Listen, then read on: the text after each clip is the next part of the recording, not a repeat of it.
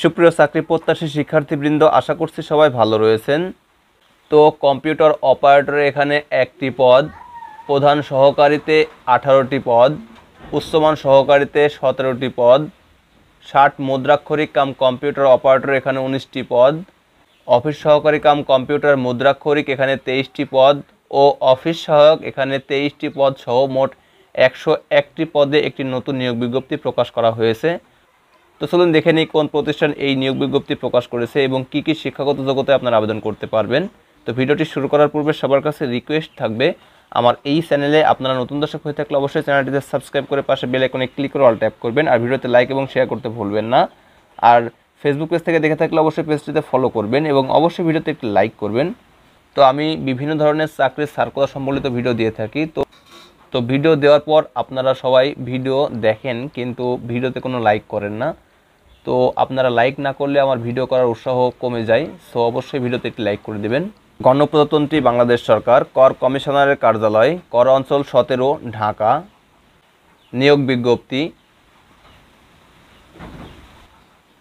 অর্থ মন্ত্রণালয়, অভ্যন্তরীণ সম্পদ বিভাগ, কর 1, শাখা এর স্মারক নাম্বার এত, তারিখ 23/4/2024 খ্রিস্টাব্দ অনুযায়ী প্রাপ্ত ছাড়পত্রের ভিত্তিতে কর কমিশনার, কর অঞ্চল 17, ঢাকা এর অধীনে গ্রেড 13 হতে গ্রেড 20 পর্যন্ত বিভিন্ন শূন্যপদে অস্থায়ী ভিত্তিতে জনবল নিয়োগের লক্ষ্যে ঢাকা বিভাগের অন্তর্ভুক্ত জেলাসমূহের প্রকৃত স্থায়ী বাসিন্দা অথবা নাগরিকগণের নিকট হতে পদের বিপরীতে বর্ণিত যোগ্যতা ও অভিজ্ঞতা সম্পন্ন প্রার্থীদের বিজ্ঞপ্তিতে উল্লেখিত শর্ত সাপেক্ষে অনলাইনে আবেদনপত্র, অর্থাৎ এখানে একটি লিঙ্ক রয়েছে, এই লিঙ্কের মাধ্যমে আপনাদের আবেদন করতে হবে।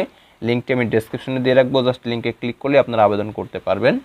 সে সাথে সেখান থেকে আপনারা সার্কুলারটিও দেখতে পারবেন। ওকে, তো এখানে অস্থায়ী উল্লেখ থাকলেও এই চাকরিগুলো অবশ্যই স্থায়ী হবে। সো প্রতিটি চাকরি কিন্তু শুরুতে অস্থায়ী থাকে এবং পরবর্তীতে স্থায়ীকরণ হয়ে যায়। তো এখানে শুরুতে যে পদটি রয়েছে তা হচ্ছে কম্পিউটার অপারেটর। এটা 13তম গ্রেডের জব এবং বেতন ধরা হয়েছে 11,000 থেকে শুরু করে 26,590 টাকা পর্যন্ত। তো পদ সংখ্যা রয়েছে একটি। শিক্ষাগত যোগ্যতা এবং অভিজ্ঞতার ক্ষেত্রে বিজ্ঞান বিভাগে অবশ্যই স্নাতক সম্পন্ন হতে হবে এবং কম্পিউটার মুদ্রাক্ষরের প্রতি মিনিটে বাংলায় 25 শব্দ এবং ইংরেজিতে 30 শব্দের গতিসহ সংশ্লিষ্ট বিষয়ে স্ট্যান্ডার্ড অ্যাপটিটিউড টেস্টের মাধ্যমে উত্তীর্ণ হতে হবে। এর পরবর্তী পদটি রয়েছে প্রধান সহকারী, এটাও 13তম গ্রেডের জব, বেতন সেম। এখানে পদ সংখ্যা রয়েছে 18টি। তো এই পদে আবেদনের ক্ষেত্রে কোনো স্বীকৃত বিশ্ববিদ্যালয় হতে স্নাতক সম্পন্ন হতে হবে এবং কম্পিউটারের বেসিক যে নলেজ তা থাকতে হবে এবং কম্পিউটার ওয়ার্ড প্রসেসিং সহ ইমেইল ও ফ্যাক্স পরিচালনার দক্ষতা এবং অভিজ্ঞতা থাকতে হবে। পরবর্তী পদটি রয়েছে উচ্চমান সহকারী, এটা 14তম গ্রেডের জব, বেতন 10,200 থেকে শুরু করে 24,680 টাকা পর্যন্ত। তো এখানে পদ রয়েছে 17টি। এক্ষেত্রে কোনো স্বীকৃত বিশ্ববিদ্যালয় হতে স্নাতক সম্পন্ন হতে হবে এবং কম্পিউটারের বেসিক ট্রেনিং এবং কোর্সে উত্তীর্ণ হতে হবে। কম্পিউটার ওয়ার্ড প্রসেসিং সহ ইমেল এবং ফ্যাক্স পরিচালনার দক্ষতা এবং অভিজ্ঞতা থাকতে হবে। পরবর্তী পদ রয়েছে 60 মুদ্রাক্ষরিক কাম কম্পিউটার অপারেটর। শিক্ষাগত যোগ্যতার ক্ষেত্রে অবশ্যই স্নাতক সম্পন্ন হতে হবে এবং কম্পিউটার ব্যবহারের দক্ষতা থাকতে হবে। Computer word processing, email, fax machine ইত্যাদি চালানোর দক্ষতা এবং অভিজ্ঞতা থাকতে হবে।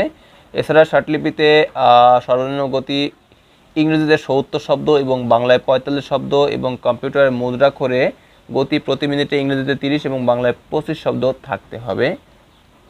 পরবর্তী পদটি রয়েছে অফিস সহকারী কাম কম্পিউটার মুদ্রাক্ষরিক, এটা 16তম গ্রেডের জব, বেতন 9,300 থেকে শুরু করে 22,490 টাকা পর্যন্ত। পদ সংখ্যা রয়েছে 23টি।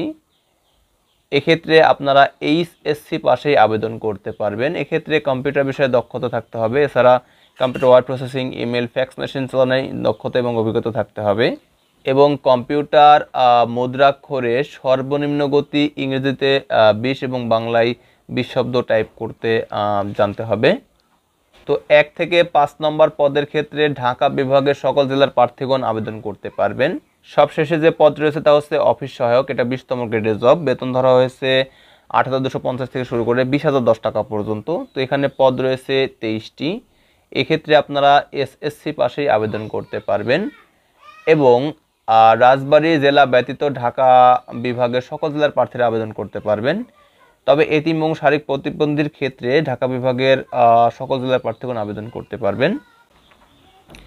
বয়সসীমার ক্ষেত্রে সাধারণ প্রার্থীদের 1 মে পর্যন্ত 30 বছর এবং মুক্তিযোদ্ধা বা মুক্তিযোদ্ধার কন্যা বা নাতি নাতনি অথবা যারা প্রতিবন্ধী রয়েছেন তাদের ক্ষেত্রে 32 পর্যন্ত শিথিল করা হয়েছে।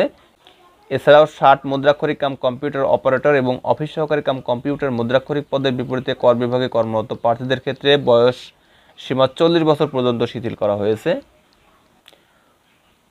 তো আবেদনটি যেহেতু অনলাইনের মাধ্যমে করতে হবে, সো এখানে একটি লিঙ্ক রয়েছে, এই লিঙ্কের মাধ্যমে আপনারা আবেদন করতে পারবেন। তো লিঙ্কটা আমি ডেসক্রিপশনে দিয়ে রাখবো অথবা পিন কমেন্টে থাকবে, সেখান থেকে জাস্ট লিঙ্কে ক্লিক করে আবেদন করতে পারবেন। তো আবেদন শুরু হচ্ছে 23 মে 2024 খ্রিস্টাব্দ সকাল 10টা থেকে শুরু করে আগামী 3রা জুন 2024 খ্রিস্টাব্দ বিকাল 5টা পর্যন্ত। তো এই সময়ের মধ্যে অবশ্যই আপনাদের আবেদন করতে হবে এবং আবেদনের ঠিক 72 ঘন্টার মধ্যে কিন্তু পরীক্ষার ফি বাবদ টাকা পেমেন্ট করতে হবে টেলিটক সিমের মাধ্যমে। 1 থেকে 5 নম্বর যে পদগুলো রয়েছে এই পদগুলোর জন্য আবেদন ফি ধরা হয়েছে মোট 223 টাকা এবং 6 নম্বরে যে পদটি রয়েছে এই পদের জন্য ফি ধরা হয়েছে 112 টাকা। তো এই টাকা 72 ঘন্টার মধ্যে টেলিটক সিমের মাধ্যমে প্রেরণ করতে হবে এবং প্রেরণ করার পর অবশ্যই অ্যাপ্লিকেন্টস কপিটি ডাউনলোড এবং প্রিন্ট করে রাখবেন, যাতে পরবর্তীতে ইউজার আইডি এবং পাসওয়ার্ড ব্যবহার করে পরবর্তীতে আপনারা পরীক্ষার সময় অ্যাডমিট কার্ড ডাউনলোড করে সহজে পরীক্ষা অংশগ্রহণ করতে পারেন, SMS আসুক বা না আসুক। ওকে, তো এই ছিল ভিডিও। আশা করছি সম্পূর্ণ ভিডিও বুঝতে পেরেছেন। তো ভিডিওটি প্রথম থেকে শেষ পর্যন্ত দেখার জন্য অসংখ্য ধন্যবাদ। Thanks for watching this video. Thank you.